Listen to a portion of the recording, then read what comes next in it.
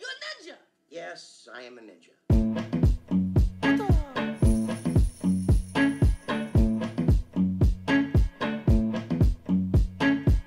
I read the rules before I broke them. I broke the chains before they choked me out. Now I pay close attention, really learned the code. I learned to read the map before I hit the road. Hey yo, I know you never heard this before, but I'd rather lose a fight than miss the war. And I ain't wishing competition or fishing for it. I'm just living in a system, conditions are poor. The word bully means to me that someone is being very rude and constantly being mean to someone. The word bully is not really a nice word. I don't like it. It makes other people feel bad and makes my friends feel bad. It makes me feel bad, so I don't like it. It's someone who intentionally hurts someone else. So let's say you said something mean to someone by accident, you didn't mean to, it just sort of slipped out. I've done that. That's not bullying because you didn't mean to say that, but if you mean to say something mean, then that is bullying. Bullying means to me someone who is constantly putting people down, constantly saying things that are hurtful, or things that are hurtful but might not.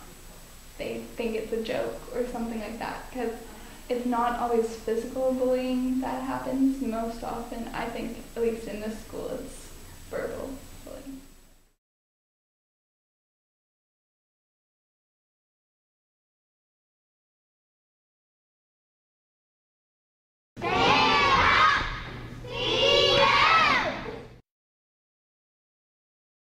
When I was bullied, the bully would send me inappropriate pictures on somebody else's phone and try to get me to go places so he could beat me up or talk rude words about me and try to make other people make fun of me.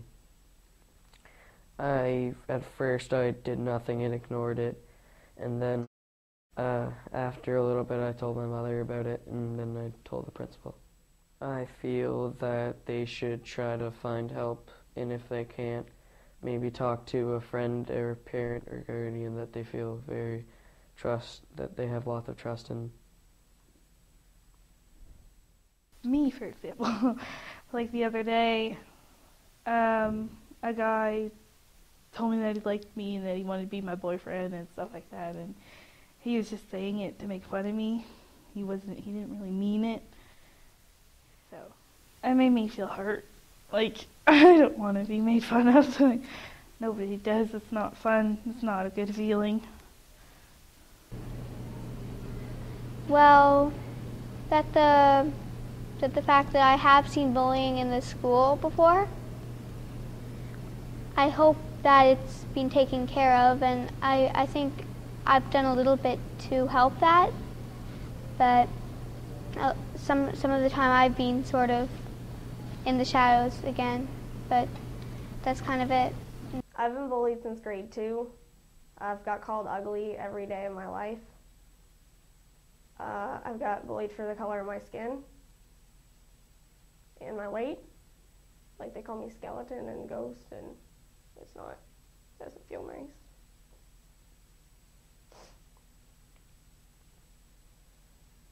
Now it's just a sense of I don't really fit in. No one's being mean to me anymore, but I still feel like I don't fit in with people that I used to be friends with. Stand up, speaker! Stand up, speaker! I read the rules before I broke them. I broke the chains before they choked me out. Now I pay close attention, really learned the code.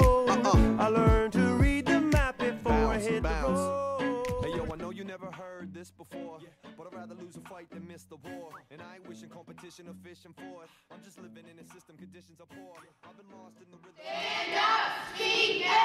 Stand up, speaker!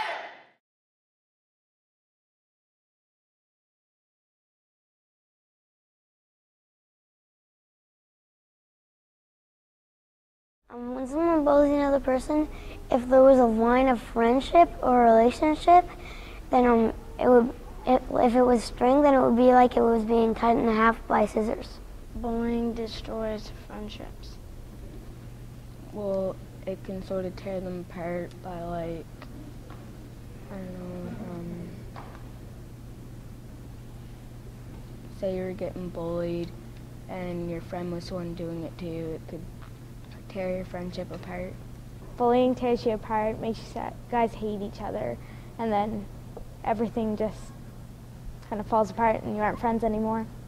Once people aren't friends, you can be friends again, but not as close as you were before, because you still remember that moment where they were hurting you or being rude to you. I see a lot of it here at this school, mostly because like people like to use the word gay now. They're like, that's so gay and stuff like that, and it not only hurts that person, but it hurts people that may be gay or bisexual and stuff, and they don't realize that they're hurting not only that person, but more people.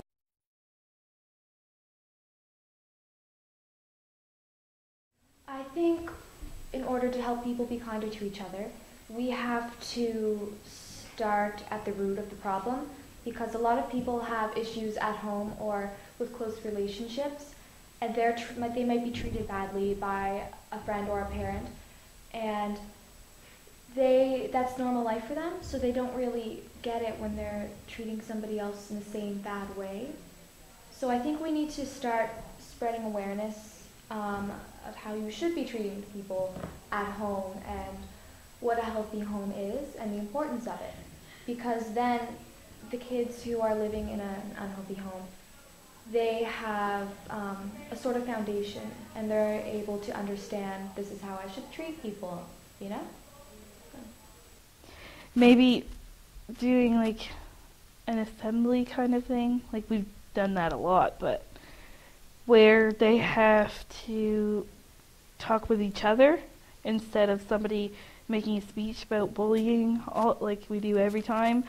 Make kids talk to each other, like people they haven't talked to before, or people that have made fun of them, to try to resolve conflicts. Like, I've done this to you and I'm sorry and I accept your apology kind of thing. How can we make people be kinder? Well, you know, like making it more noticeable, like making bullying, like, you know, the rallies and stuff. I think we're doing a really good job with that, like just making it aware. I mean, it's quite aware. Everybody's aware that bullying's around, so I just keep doing what we're doing. Just thinking before you act. Realizing that you can actually hurt someone's feelings pretty easily, and trying to stop yourself before you do that. And even if you're teasing someone, let them know that you were not serious. We can help folks be kinder to each other, maybe by having it more in the classroom, but I find when that happens, because we've had discussions about that, and most people in high school at least completely block it out. Like, they don't care. They're like, this is stupid, like, we already know this. But they know it, but they don't apply it, is the problem. Because they just can't get that concept of knowing what to do, but not understanding to use it. Kill them with kindness, which means, like, tell them to be kind and, like, help them, like, know how to be kind and not bully people. I read the rules before I broke them. I broke the chains before they choked me out. Now I pay close attention, really learned the code. I learned to read the map before I hit the road. Stand up, speaker! Stand up, speaker! Stand up, speaker! In the system, conditions are poor. I've been lost in the rhythm and missing.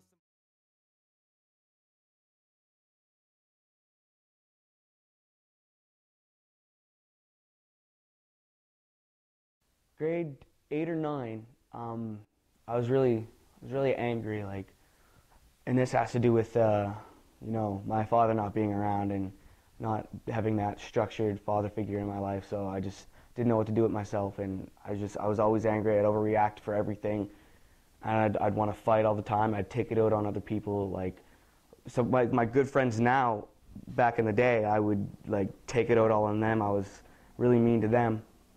And then my principal put me in anger management, which is where I met the ED of CMHA, who that's her job now. And she was basically, we just, every week we would meet in the classroom with like 6 really angry kids. You'd think would be a train wreck, but it was actually really nice. We would sit down, you know, she would give us cookies and peach drink, and we would talk about, you know, coping mechanisms, how we'd get through the week, you know, if we get angry, what are we going to do, stuff like that, and that really helped a lot. And don't be afraid to go and ask for help.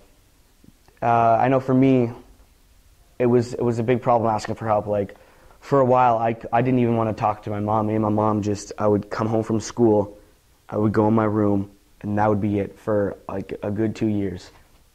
And that was really hard because usually your mother is somebody you go to talk to, right, if you need help. But the way with me was I didn't want to burden her, and we didn't have that right relationship that I just didn't feel comfortable talking to her. So if you have that same problem, like, find somebody that you can talk to, and don't be afraid to ask for help, because that's like what we're here for. Like, everybody's here to help, you know. Like, you don't have to be afraid. You don't have to be afraid to burden people with your problems, because if they can't help you, they might know somebody who can. Recently started circles, and within the second circle, I was sharing stories, and I was crying, and you wouldn't picture me looking like this, crying. Like, 2 of the biggest, scariest guys in the group were the first 2 to cry. And I'm telling you, crying is the greatest feeling ever. It's such a release. It's such a great feeling, and people should cry more often. And I absolutely love going in circles. There are the heavy emotional ones that can make you cry. There are the fun ones, or the more serious ones, and then on the other side there are even more emotion. But it's like you're getting out all that anger and all that hate, and it's a controlled environment. It's friendly. It's comfortable. It's safe. I love it. I absolutely love it. Tomorrow night I'm graduating, and I've been voted valedictorian, so I get to do a speech in front of over 700 people, and it's going to be fantastic, and I'm pumped. Safe grad, actually. Vice Principal Mr. McDowell came up and shaved my head, and everybody freaked out. It was great, and I had a lot of fun. It was awesome.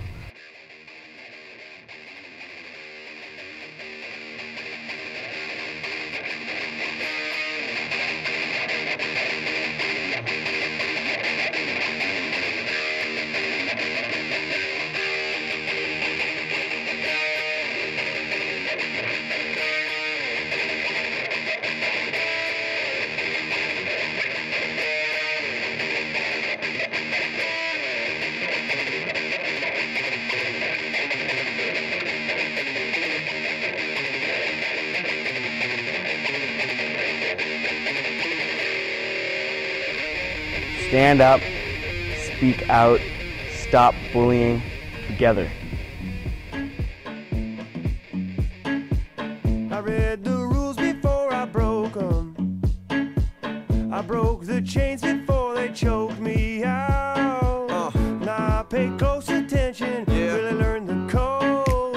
I learned to read the map before I hit the road. Hey yo, I know you never heard this before, but I'd rather lose a fight than miss the war. And I ain't wishing competition or fishing for it. I'm just living in a system, conditions are poor. I've been lost in the rhythm.